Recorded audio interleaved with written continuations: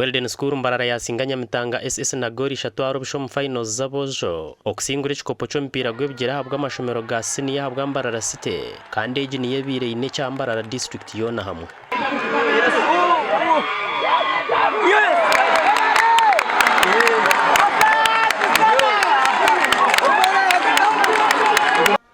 Okiko mu finals Weldon School yasinga Mbarara School na gore mwarubusha kandi iyo nyamitanga yashohoza abatebekana sabambarara ame na gore nari biro mu kusumarana za penalty bwanyuma ya timu zombi kugwa kikazi gore mwahariye mu semi finals.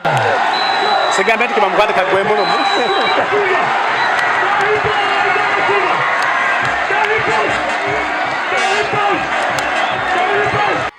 Omubishiki Nana High School yasingamere hire yabane ku finals zo mu rundu rwayo gwo kubanza na gori bra rubusha nayo kangura ekikope cyo mu rundu rwo kubanza. Abasinga bahebwe bukopa hagati yo kujaguza kandi zone timu 8 habwo boje nabikizara bo kujwekera Mbarara City mu mpaka za Ankole zone ezero kuza kube muri bando kwezo kurukurije.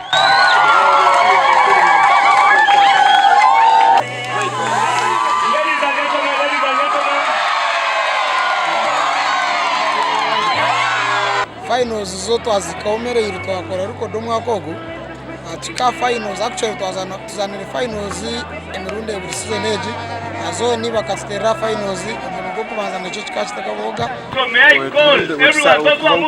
samba muzoni tibadde bya tugezeza kone tuwananga musokora bazijo netukubawa n'obusejizi netuwangula bulungi awazi otungire sanyi lingi kubanga kati beba champion omulundi ogw'omudiringanwa era kuri jonje tulaga tugenda kuba bamanyi n'okusinga ko wano okwemulugunya ogumu bantu bamwe na bamwe. For example, the wide Mbarara City residents babene benangu balebe empire ezinkoko gyebera kacheka konkana ababishire kunuya abantu bachakutine eshonga zabishuka zabamahi konka. I want to commend nyenda kusima leadership ya Makenke yabo gaba command office yabagoha abo kutwikiriza kandi bakatutwara nko kuturi.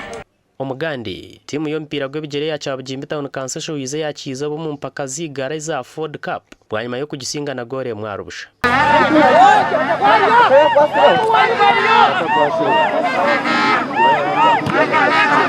Omuzano guzanirwa Chai Kyabugimbi kandi zakamarizo nzija ko baha Easter.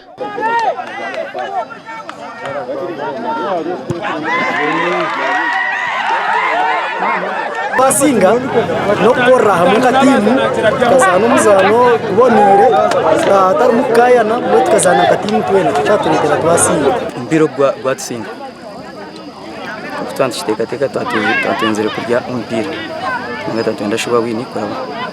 Abra TV West na Aloysius Byamukama hamwe na Abraham Muganzi.